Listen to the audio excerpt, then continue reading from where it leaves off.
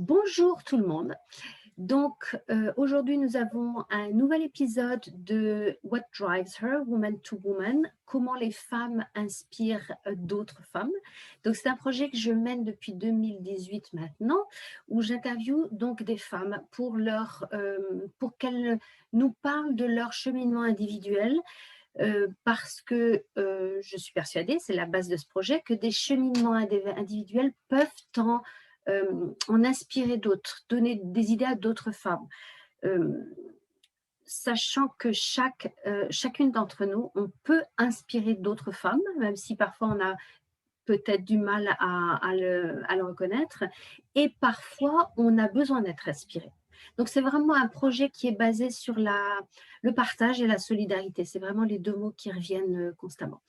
Donc aujourd'hui, nous rencontrons Catherine Marché. C'est bien comme ça qu'on Oui, prononce tout à votre fait. nom. Bonjour. Bonjour Catherine, d'abord merci énormément d'avoir accepté de parler aujourd'hui de votre projet professionnel. Et nous allons parler essentiellement aujourd'hui de deux notions, deux mots qui m'ont paru frappants quand on s'est rencontrés quand on a préparé cette interview, c'est l'adaptabilité et le plaisir. Donc, est-ce que vous pourriez, dans un premier temps, nous parler un petit peu peut-être de ce parcours, peut-être professionnel, puisque c'est de ça, vous êtes créatrice de bijoux, donc on va en parler petit à petit, et nous parler dans un premier temps de votre cheminement pour arriver à ce métier-là. Alors, je pense qu'au départ, j'étais assez adaptable parce que, de par la profession de mon père, nous avions vécu dans différents pays. Oui. Et à cause de cela, il m'est arrivé parfois de passer la même année scolaire dans 3 écoles différentes, dans 3 villes ou des pays différents. Donc, j'avais développé cette faculté de m'adapter facilement à à un différent environnement, des différents enseignements, des élèves différents. Et je pense que j'ai gardé cette faculté de m'adapter justement dans le monde du travail. Initialement, je me suis formée dans le domaine des sciences. J'ai fait des maths, de la physique et de l'informatique. Et j'ai travaillé pendant beaucoup d'années en tant que prof de maths et ensuite en tant qu'informaticienne. Donc, je travaillais pour des grosses entreprises, surtout des grosses entreprises américaines parce que j'étais bilingue à la base. Et je faisais soit face aux clients, soit du côté de manager une équipe où il fallait donc trouver des solutions à des problématiques, je dirais logicielles. Et suite à ça, bon, ça me plaisait bien, mais je me disais, comme j'avais envie de fonder une famille, que j'avais besoin d'avoir quelque chose avec des horaires beaucoup plus adaptables.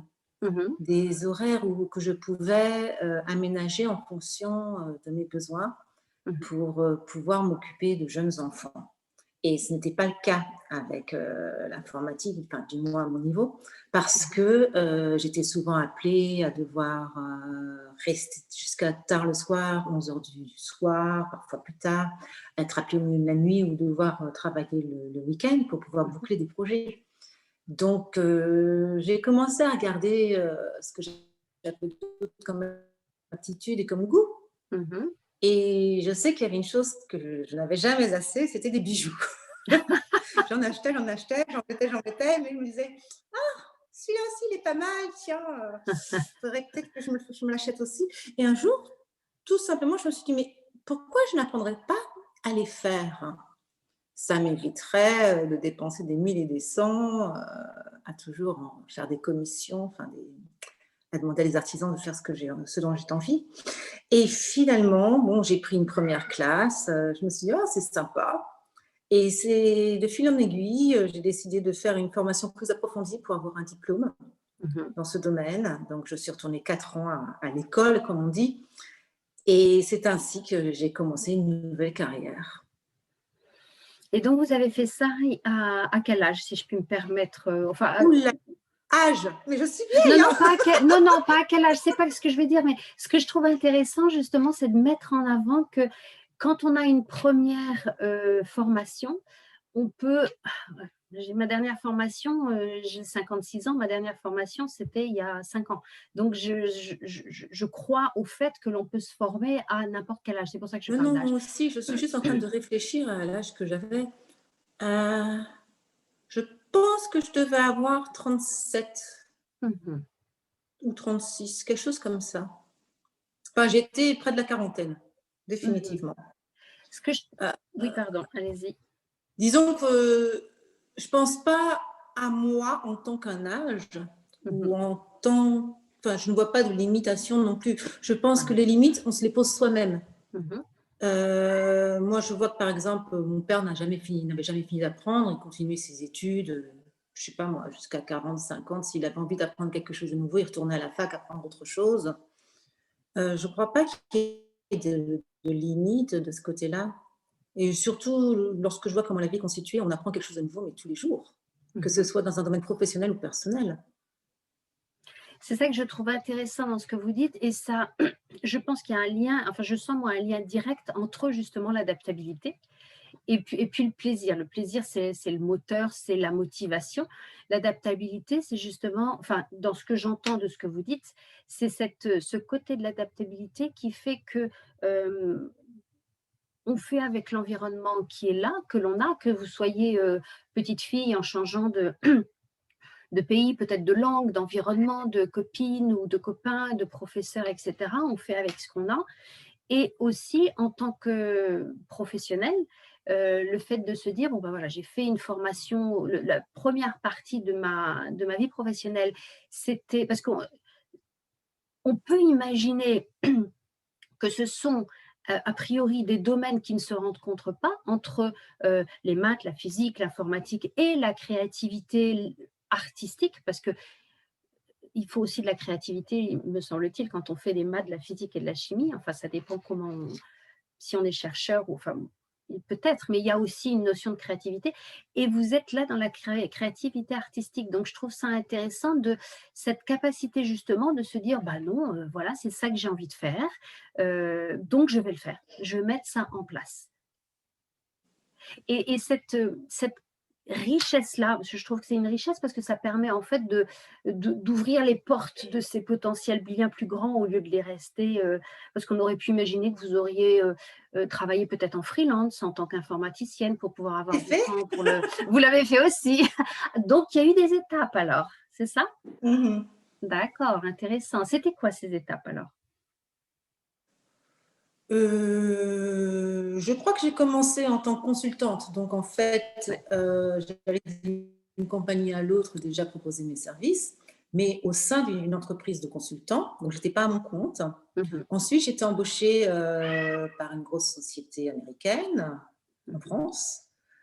Ensuite, j'ai déménagé en Angleterre. Là, j'étais en freelance à nouveau. Mais en fait, j'avais envoyé mes coordonnées à des chasseurs de tête et ceux qui me trouvaient du boulot, quoi. Mmh. Mmh. Et oui, c'était comme ça. Mmh.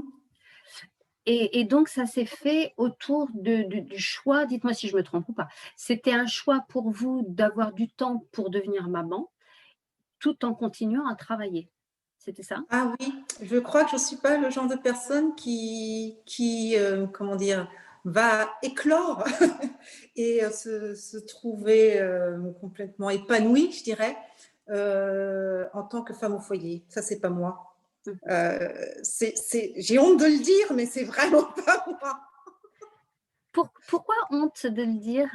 Bah parce qu'en fait, lorsque je rencontre beaucoup de mamans, elles sont vraiment heureuses de passer leur temps à la maison. Je dirais pas à changer des couches, mais bon, c'est comme si c'était leur but. Mmh. Mais moi, je me rends compte que c'est pas assez pour moi. Enfin, c'était pas assez. Maintenant, ils ont un peu grandi. Disons que en fait, les conversations avec des femmes un peu dans la même situation m'ennuyaient. Voilà, je l'ai dit. C'est bien de le dire. J'ai besoin d'être stimulée, je pense. Mmh. J'ai besoin d'un côté, d'utiliser mon cerveau pour quelque chose qui va un peu plus loin, Ouais, je pense que c'est parce que, ouais, je sais pas, j'ai peut-être un côté très curieux, que j'ai besoin d'explorer, un côté toucher des choses, de découvrir des nouvelles choses, d'être en rapport et de communiquer avec des gens et de rester chez moi. C'est un côté que je ne peux pas, oui, qui reste coincé, qui n'évolue plus, qui stagne. J'ai besoin de changement, je pense que c'est ça. C'est intéressant ce que vous dites parce qu'on peut imaginer qu'il y a des mamans ou des femmes qui choisissent d'être maman et qui choisissent de rester au foyer et qui font tout sauf stagner et qui apprennent plein d'autres choses. Enfin bon, voilà, après, c'est comme je dis toujours, l'important, c'est que le choix que l'on fait soit un choix éclairé, réellement le choix de la femme elle-même, et puis après, elle choisit bien ce qu'elle veut. Mais c'est intéressant quand vous parlez de la stagnation qui ne vous convient pas, de voir que depuis toute petite fille, si j'ai compris, ça a été une histoire de mouvement, constamment de mouvement. Oui. Donc c'est intéressant que la stagnation soit quelque chose qui soit pas intéressant, qui vous convienne pas en tout cas. Non, qui ne convient pas à moi. Par contre, je comprends très bien que j'ai des amies qui sont super heureuses et ça leur correspond. Mais je Oui, pense que voilà, c'est ma personnalité qui est différente.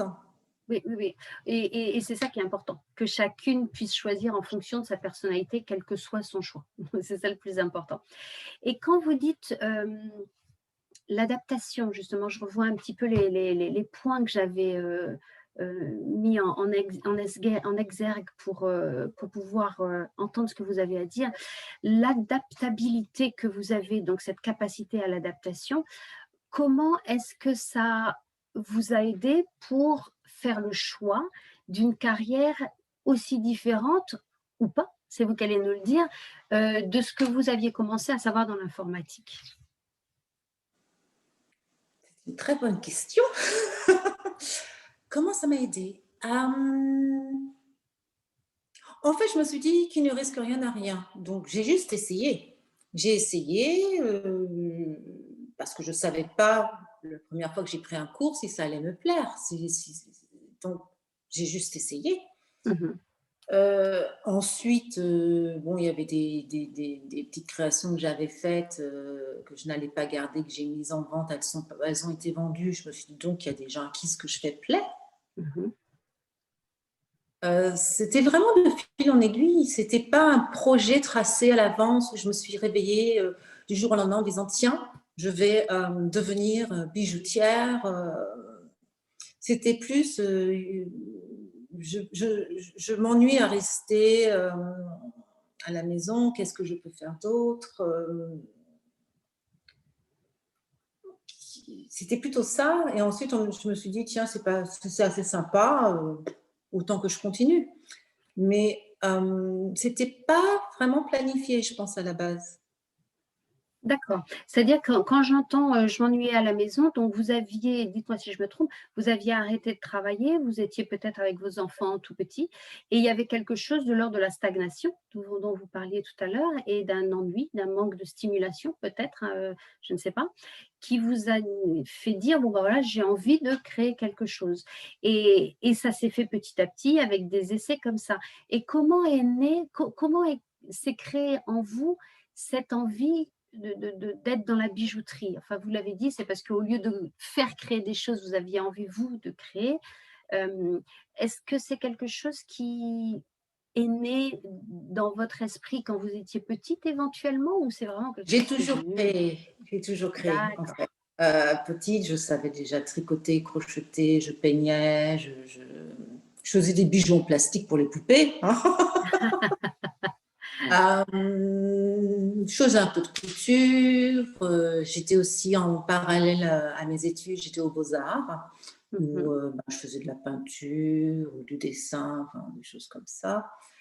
Même lorsque j'étais informaticienne ou consultante en informatique, je continuais aussi à prendre des cours de, comment est-ce qu'on dit ça en français?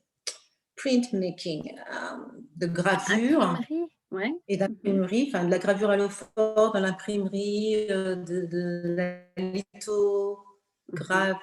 lithographie, La oui, hein, lithographie, je crois, oui, c'est ça ça, doit être hein? ça. C'est grave, je sais plus Oui. parler. La lithographie, oui, donc en fait, j'ai toujours un côté créatif, oui, que j'avais envie d'explorer. Une seconde.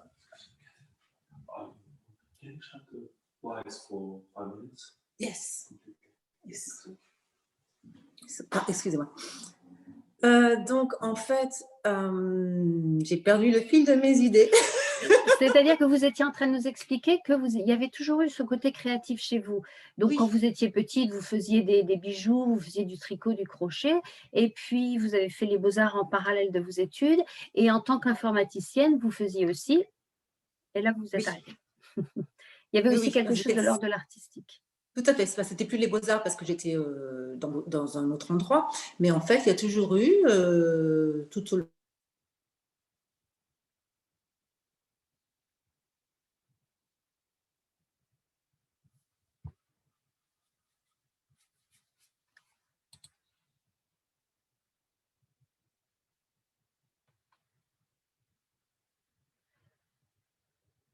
Nous avons perdu Catherine.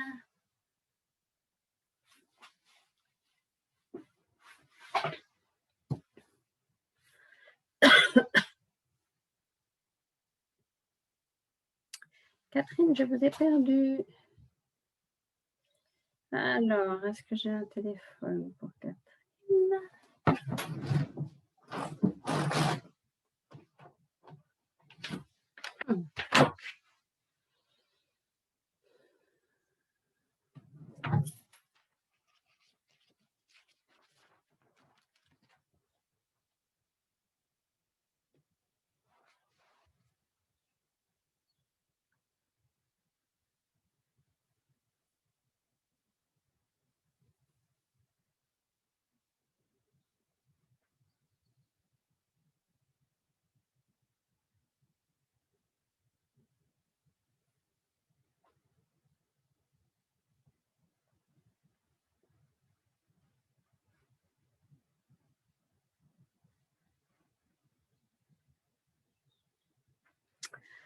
« 07 94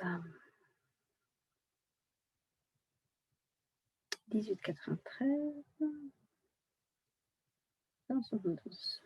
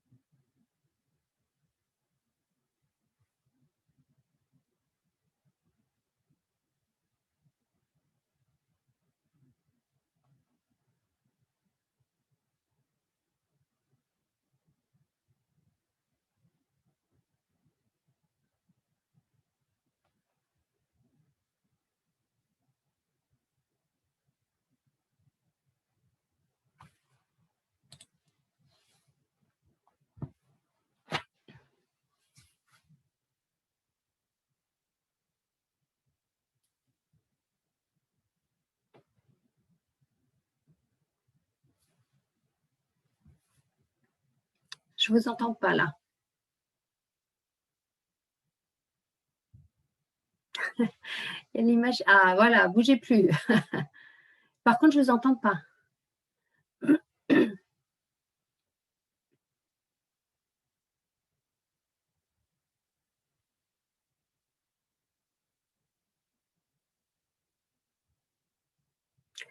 C'est mieux, je vous vois, je vous lis sur vos lèvres. Ah, ça va venir. Voilà. C'est bon normalement. Voilà. Ça Sur la- marche. Alors, le téléphone sur l'iPad. Eh ben voilà, nickel. Je suis désolée, il y a une coupure d'électricité qui Ça arrive. est revenue, donc bon. Ça arrive. Je suis en train de me demander, parce que je ne sais plus trop où on est. Je ferai une coupure dans la vidéo, je couperai, donc ce n'est pas un problème. Où est-ce qu'on en est? La créativité depuis que j'étais petite, en fait, avec Voilà, c'est ça. des choses. Donc, je vais reprendre maintenant, d'accord? D'accord. Donc, nous reprenons, il y a une petite coupure d'Internet, on reprend maintenant. Donc, vous parliez de cette créativité que vous avez, en fait, qui a été la vôtre depuis, sans doute depuis votre naissance. En tout cas, petite fille, vous aviez déjà cet intérêt, ce plaisir, puisqu'on parlait de plaisir, ce plaisir à créer. Et à créer et à produire, parce qu'il y a les deux, il y a la création et la production d'objets. Et en fait, je me demandais dans quelle mesure, parce qu'il semble y avoir cette balance entre le premier travail que vous avez eu, qui était ce qu'on appelle communément les sciences dures, mais je n'aime absolument pas ce terme-là, quelque chose qui est… En fait, mon questionnement, c'est dans quelle mesure une profession potentiellement plus reconnue socialement, et là je suis peut-être à côté de la plaque, plus reconnue socialement, a été un premier mouvement logique, j'ai envie de dire. On fait ses études, on a ce travail, et puis petit à petit, avec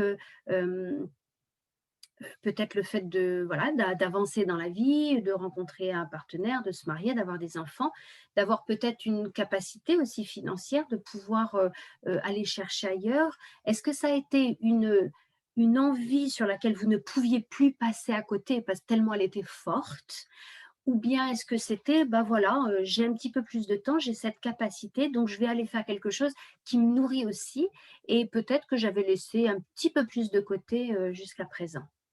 C'est point d'interrogation. Non, je pense que c'est la deuxième solution. Surtout qu'en fait, lorsque j'y pense plus profondément, je m'aperçois que c'est vrai qu'on fait ses premiers choix aussi guidés par le monde extérieur et les parents. Voilà. Les parents qui m'ont toujours dit il faut que tu sois financièrement indépendant, tu ne devrais jamais dépendre d'un homme parce que tu ne sais jamais ce qui peut se passer. Et l'art, c'est bien beau, mais ça nourrit pas forcément son homme, d'accord? Je pense qu'il y a beaucoup de parents qui font le même genre de discours. Et les miens, bien qu'ils aient toujours poussé ce côté créatif, puisque c'est quand même eux qui payaient mes cours, m'ont quand même fait comprendre que, comme ils disaient, d'utiliser un peu mon cerveau pour des choses un peu moins superficielles, quoi. Donc, je pense que oui, mes premiers choix étaient non seulement guidés par ça, mais aussi, j'adore la logique. Donc, les mathématiques, l'informatique, pour moi, c'est quelque chose que je trouve génial, quoi. Enfin, c'était pas non plus quelque chose qu'on m'avait imposé, mais ça a guidé les choix. Mais c'est vrai que je trouve, lorsqu'on grandit et qu'on nous demande de choisir un métier, on ne sait pas le faire. On n'a jamais été exposé à différents corps de métier. Comment peut-on faire un choix? Comment peut-on savoir si on va s'y complaire, si c'est quelque chose qui nous correspond ou autre? Moi, j'ai un peu choisi en fonction des notes que j'avais. J'avais des bonnes notes en maths, des bonnes notes en informatique. Je me suis dit, bon, je vais faire ça. C'était pas… En plus, oui, j'aimais bien. Bon, ça aide aussi. Ensuite, c'est vrai qu'ensuite, je me suis dit que je ne voyais pas l'intérêt de faire des enfants si c'était pour les donner à une nounou et voir 5 minutes par-ci, 10 minutes par-là. Enfin, Je me suis dit que pour moi, je ne voyais pas ça d'intérêt là. C'est pour ça que j'ai cherché quelque chose qui pouvait concilier être avec eux et aussi m'apporter quelque chose pour moi. Parce que bon, c'est bien beau de chanter des comptines et de lire des livres avec des gros nounours, etc. Mais à la fin, c'est un petit peu débilitant. Oui, pour vous, ça ne suffisait pas. Pour vous, vous aviez besoin d'avoir un autre projet et quelque chose qui soit dans le mouvement, parce que la créativité, c'est ça aussi, hein, c'est être dans le mouvement. Et quelque chose qui vous, qui pouvait définir qui vous étiez en tant que femme, pas uniquement maman, en tant que femme sans être la maman. Qui a du changement. C'est-à-dire que, par exemple, du jour au lendemain, chaque personne va vouloir quelque chose de différent. Pareil, lorsque je travaillais en informatique, on travaillait toujours sur des projets différents. C'était jamais la même chose tous les jours. Et je pense que moi, ce qui m'ennuie, c'est d'avoir le train-train qui serait. Je cherchais quelque chose où il y avait quelque chose de créatif, mais aussi la possibilité de se réinventer au fur et à mesure, d'explorer de nouvelles voies. Parce qu'en fait, ce qui est intéressant avec le domaine de la joaillerie, c'est que on peut apprendre quelque chose de nouveau tous les jours. Et il y a des milliers de techniques, de façons de faire quelque chose, et je trouve ça super intéressant. Oui, c'est ça en fait qui est défini, j'ai envie de dire, même en transversal de tout ce que vous nous parlez par rapport, que ce soit l'informatique, les maths, etc. C'est le plaisir et l'adaptabilité. Voilà, on en revient toujours à ces deux mêmes mots, qui fait que la vie, l'intérêt vient du fait qu'il y ait toujours quelque chose de nouveau à aller rencontrer. Oui, mais il y a un double intérêt. Mon deuxième intérêt là-dedans, c'est aussi que j'aide des gens. Par exemple, dans le domaine de l'informatique, je trouvais des solutions. En tant que prof de maths, j'expliquais des choses qui sont peut-être pas faciles d'apport à des jeunes. Là, dans le domaine de la bijouterie, je crée quelque chose qui a un apport émotionnel, je dirais, qui est unique, parce qu'il se raccroche à l'histoire personnelle de chaque client. Et je trouve ça fascinant de voir ce qu'un petit objet peut représenter. Non seulement si c'est pour quelqu'un, pour soi-même, ça permet d'exprimer qui on est ou quelque chose de soi, mais si c'est pour un cadeau, ça va représenter un moment fort dans leur histoire, où ça va commémorer une occasion. Et moi, je pense qu'au-delà du fait que c'est de l'or, de l'argent, des pierres précieuses, etc., je trouve que la signification que le bijou prend dans la vie de quelqu'un, c'est énorme. Donc, je pense que mon deuxième aspect, en fonction de mes choix, c'est aussi l'impact que ça peut avoir sur autrui. D'accord. Et l'impact que ça a sur autrui, c'est quelque chose qui vous nourrit. En plus de la créativité, tout ça, ça vous nourrit en feedback, c'est ça? Oui, je pense. Je pense que, oui, je pense que ça, justement, pour reprendre ce mot, c'est un plaisir de voir la tête que fait quelqu'un lorsqu'il ouvre une petite boîte en voyant ce qu'il y a dedans. C'est un plaisir de voir qu'on a réussi à capturer le brief, ce qui était demandé, de voir l'essence de la personne. oui, de voir qu'on a réussi à cerner ce qui était recherché. Et moi, c'est ce qui me plaît dedans surtout. C'est ce petit moment de plaisir que je peux créer chez autrui. Plus la conception même, pourtant je suis tactile, hein, mais de voir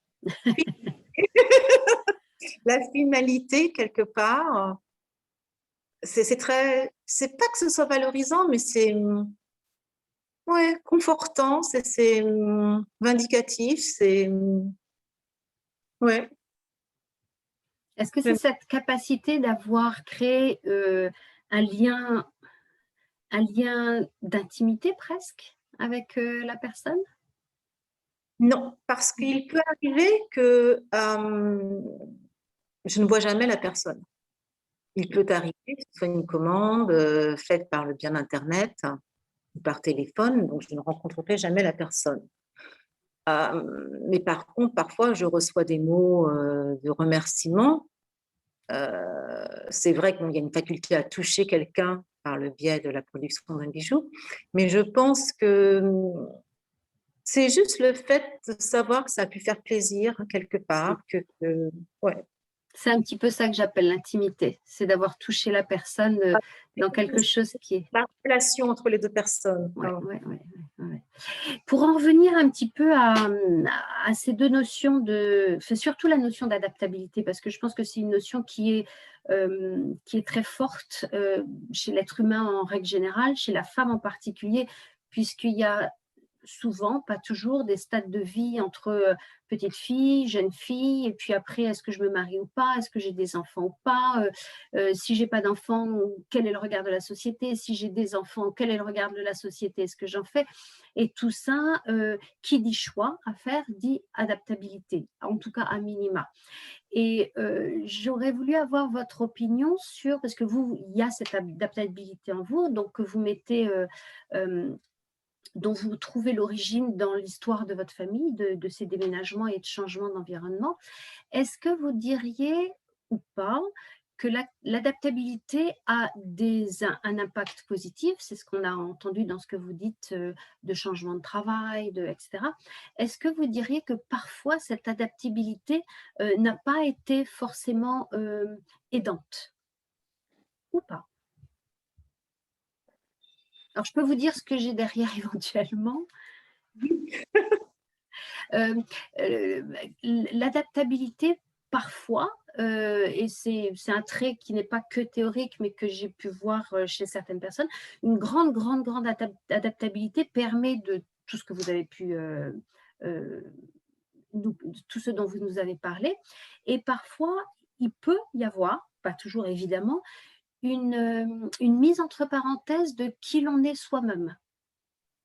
À force de s'adapter, à force de s'adapter au monde extérieur, d'avoir tout plein, une sorte de mosaïque comme ça, et où est la petite pièce de mosaïque qui me définit moi exactement? Ce qu'on peut appeler l'acculturation quand on est en contact avec d'autres cultures différentes, etc. C'est vraiment une question comme ça. Je pense qu'en fait, tout dépend de la personne. Je connais des personnes qui étaient dans la même situation, qui ont eu des problèmes pour savoir qui ils étaient eux-mêmes ou se retrouver. Je ne suis pas sûre d'avoir ce problème, non. Je pense que je sais qui je suis, que j'arrive à me retrouver dans tous mes changements. Maintenant, je ne suis pas non plus une personnalité peut-être forcément facile ou je dirais que j'ai de la force de caractère, donc peut-être que ça aide. Je ne suis pas très modeste là. Non, mais c'est très intéressant. On ne parle pas de modestie ou pas de modestie, mais c'est très intéressant de voir que, parce que être adaptable, ça veut dire aussi aller rencontrer l'autre. C'est-à-dire ouvrir sa porte pour aller rencontrer l'autre et donc prendre des petits morceaux de l'autre. Voilà, au lieu d'être complètement jaune, on est jaune et un petit peu rouge, jaune et un petit peu bleu, voilà, si tant est que le jaune représente le cœur de sa personnalité. Donc, essayez de voir, parce que c'est des choses qui arrivent aussi. Très souvent, les femmes sont, je fais des généralités, mais c'est quelque chose qui existe aussi, sont celles qui font le lien avec l'autre, sont celles qui ouvrent les portes justement à l'autre, etc. En tout cas, c'est des représentations qui existent. Et si on part du principe que cette couleur jaune est la couleur de la personne, qu'est-ce qui reste du jaune? Est-ce que le jaune a changé un petit peu de couleur ou pas? Jusqu'où de son centre a-t-il, ce jaune a potentiellement changé de couleur ou pas? Et donc, c'est intéressant de voir, et c'est vraiment… ne soyons pas humbles pour une fois, en tout cas disons les choses telles qu'elles sont. C'est intéressant d'entendre, et vraiment pour beaucoup de femmes, c'est intéressant d'entendre que l'on peut avoir cette flexibilité, aller rencontrer l'autre, aimer aller rencontrer l'autre sans se perdre. Mais moi, je dirais que pour reprendre l'exemple de vos couleurs, c'est vrai qu'on peut être jaune et devenir vert, orange, etc. Mais je pense qu'il y a aussi la possibilité d'être jaune en ayant des petits pois, des rayures, des fleurs. C'est un peu comme si vous étiez jaune et que vous mettiez un manteau que vous pouvez enlever. Voilà. Et c'est pas forcément le mélange total qui ensuite ne peut plus repartir. Bon, c'est vrai qu'il y aura toujours une partie qui va rester imbibée dans votre essence, qui ne partira jamais parce que ça fait partie de vos expériences de vie. Mais il y a aussi ce que j'appellerais le noyau, le centre, qui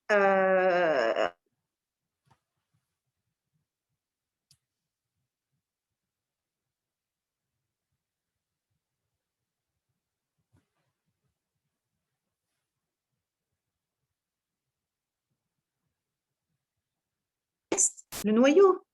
Même si on peut mélanger ce qui se passe autour et connecter plusieurs cellules les unes avec les autres, vous prenez de l'eau, c'est de l'hydrogène et de l'oxygène. Mais l'hydrogène reste l'hydrogène, l'oxygène reste l'oxygène, mais ensemble, ça fait de l'eau.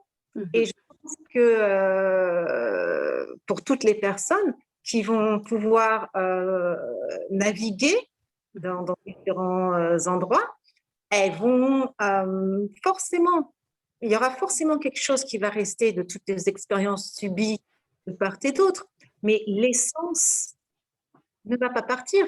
Et je pense que c'est pour ça qu'il y a beaucoup de personnes qui sont tellement mal à l'aise, parce qu'en fait, elles essaient tellement de se fondre dans quelque chose qui finalement ne va pas forcément leur correspondre, que de ne plus être soi-même, on en ressent un malaise. Enfin, c'est mon avis. Je ne suis pas psychologue, justement. Je ne sais pas vraiment analyser les gens. Mais je pense, enfin, pour moi en tout cas, que pour être heureux, il faut garder sa part de soi-même qui fait qu'on est soi et pas personne et pas quelqu'un d'autre. Parce que chaque personne est unique, chaque personne a des aptitudes, des intérêts, une richesse qui lui est propre. Et je pense que c'est ce qui fait, c'est ce qui est fascinant dans la nature humaine. C'est exactement le point de ma question, effectivement, qu'on explore un petit peu ces facettes et les différentes façons de vivre le fait d'être soi-même et de rencontrer l'autre ou de rencontrer la différence en fait. Et qu'est-ce qu'on fait de cette différence? Comment on la rencontre? Comment on reste soi-même? Comment on est impacté? Ou comment on peut rester soi-même plus ou moins en fonction des gens, en fonction des personnes, etc. Voilà. Donc, il y a aussi le problème de l'environnement. Je pense que parfois, même si une personne désire essayer de rester elle-même, selon son environnement, elle ne pourra pas forcément. Il peut y avoir des contraintes en fonction des gens qui vivent avec la personne ou des appartenances religieuses ou je ne sais pas quoi d'autre, mais ou même dans le cadre de son travail. Je pense que au-delà du choix personnel, parfois, on ne pourra pas se réaliser. Oui, c'est-à-dire que cette notion d'adaptabilité qui est essentielle dans la vie, je pense, elle est aussi dépendante de qui on est, de cette couleur jaune dont on parlait, et puis des petits pois, des petites fleurs, des petites rayures dont vous parlez, qui font effectivement de ce qu'il y a autour de la personne, les environnements de la personne, les environnements en tant que personne, en tant que culture, en tant que religion, en tant que moment aussi que la personne traverse elle-même. Et tout ça sont des paramètres qui vont établir une équation différente pour la personne au moment T. Et l'adaptabilité, c'est la flexibilité, l'adaptabilité, de pouvoir faire en sorte de rester soi-même et de faire avec les environnements que l'on a en restant en sécurité. Oui, tout à fait. Oui, je trouve que cette notion d'adaptabilité est majeure dans la vie dans nos vies d'êtres humains et notamment dans la vie des femmes. C'est pour ça que j'avais envie de passer un petit moment sur cette notion-là, qui peuvent être, parce qu'on avait parlé de la notion d'être un caméléon quand on avait préparé l'interview, et je trouve que ce mot de caméléon que je vous avais proposé est assez intéressant, parce que le caméléon, comme le poulpe, comme voilà, il y a plein d'animaux comme ça, qui changent de couleur en fonction de ce qu'ils traversent pour rester en sécurité, justement. Et par contre, la bête reste qui elle est. Oui, il reste un caméléon ou un poulpe. Voilà. Voilà. Et c'est ça qui est intéressant avec cette notion de il est possible que je m'ouvre à l'autre sans me perdre. Oui. C'est un petit peu ça que j'entends dans ce que vous dites. C'est ce que moi je pense. Peut-être qu'une autre personne aura une autre opinion parce qu'elle est différente de moi et c'est tout à fait normal. Tout à fait. Toutes les opinions vont être valides puisque c'est en fonction des vies de chaque personne. Et si je puis me permettre de vous poser cette question, est-ce que le fait d'être une femme, c'est une de mes questions fil rouge, est-ce que le fait d'être une femme a impacté vos choix, justement, ces capacités d'adaptabilité, de façon positive ou négative? J'aime pas trop ces termes-là. Est-ce que ça vous a aidé? Est-ce que ça vous a freiné? Ou bien est-ce que ça a été neutre dans votre parcours? C'est pas parce que je ne suis pas femme, je ne suis pas aussi un homme, donc je ne peux pas me comparer à qu'est-ce que j'aurais été si j'avais pas été moi. Oui,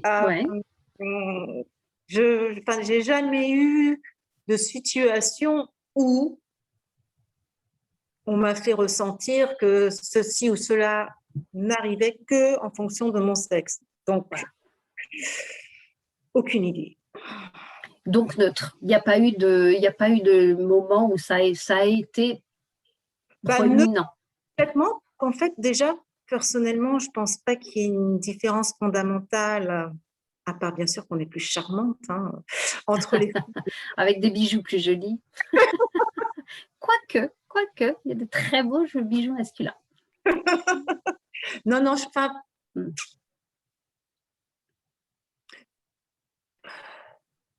Non, je ne sais pas. Je sais que côté science, aucune différence, puisque de toute façon, vous êtes embauché par rapport à vos aptitudes, vous faites des tests, ceux qui ont les meilleurs résultats, c'est ceux qui sont pris, point. Il n'y a pas, vous êtes un homme, vous êtes une femme, donc là, rien, aucune différence, à mon avis. Ensuite, dans le domaine de la bijouterie, non plus. Je ne sais pas. Disons que lorsque j'écoute certaines personnes, elles ont subi des problèmes par rapport au fait qu'elles étaient des femmes. Dans le domaine de la bijouterie, il y a eu de la misogynie, du sexisme. Personnellement, je ne l'ai pas vécu. Okay. Peut-être parce qu'on voit qu'il ne faut pas essayer avec moi. Je ne sais pas. Mais je sais que ça existe. Ça, c'est certain, oui. Mais personnellement, non, pas pour moi. Enfin, pas pour moi. Ça va peut-être arriver. Mais voilà. Ah oui, très bien, très bien.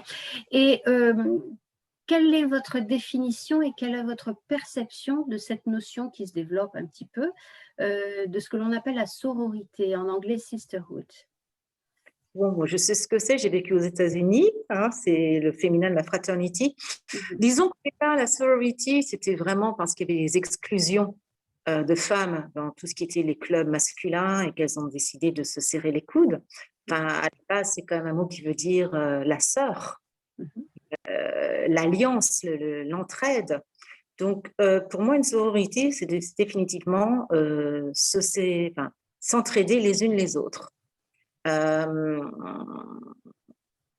D'ailleurs, dans ce concept-là, j'avais fondé, ça existe toujours il y a quelques années, une collective de bijoutiers, qui d'ailleurs est ouverte aux hommes aussi, c'est pas uniquement pour les femmes, pour permettre aux jeunes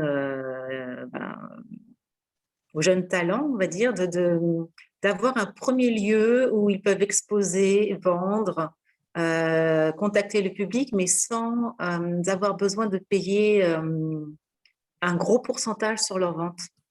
Okay. C'est-à-dire que c'est une galerie qui va prendre que 2,5% sur les ventes, juste pour couvrir les frais de location. Mais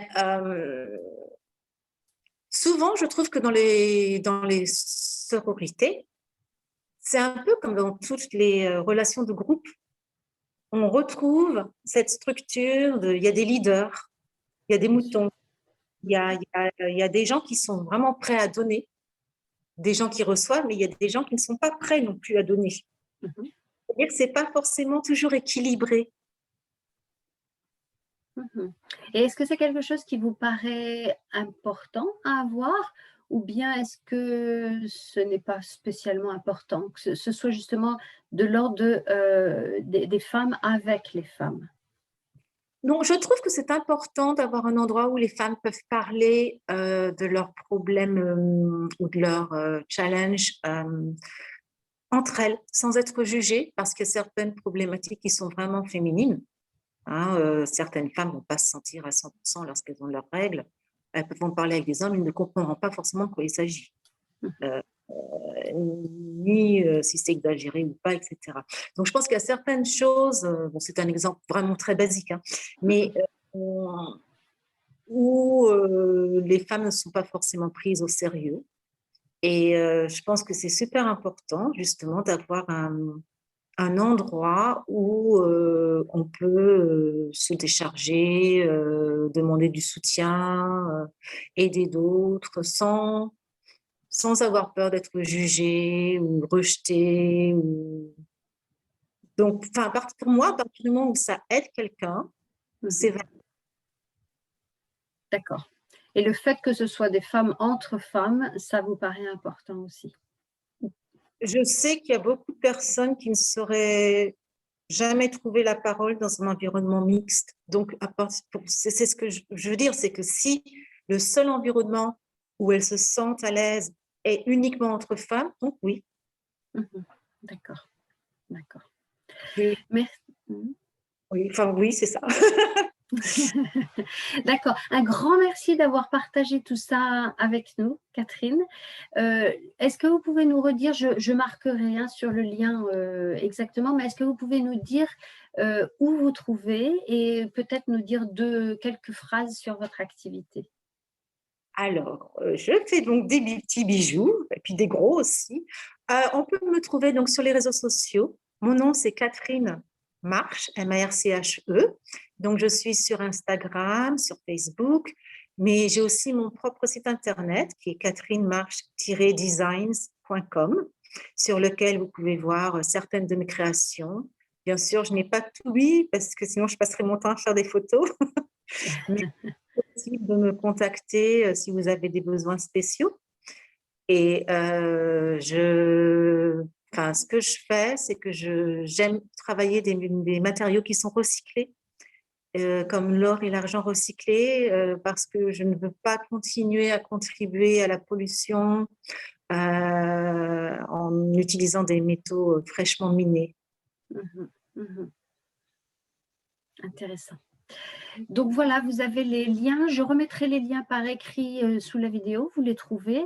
Donc n'hésitez pas à contacter Catherine si vous avez une envie d'un bijou personnalisé pour vous-même ou pour quelqu'un d'autre. Voilà. Merci. Un grand merci de nouveau, Catherine, et puis à une prochaine fois, avec grand plaisir. Merci, bonne journée à tout le monde. Au revoir. Merci, au revoir.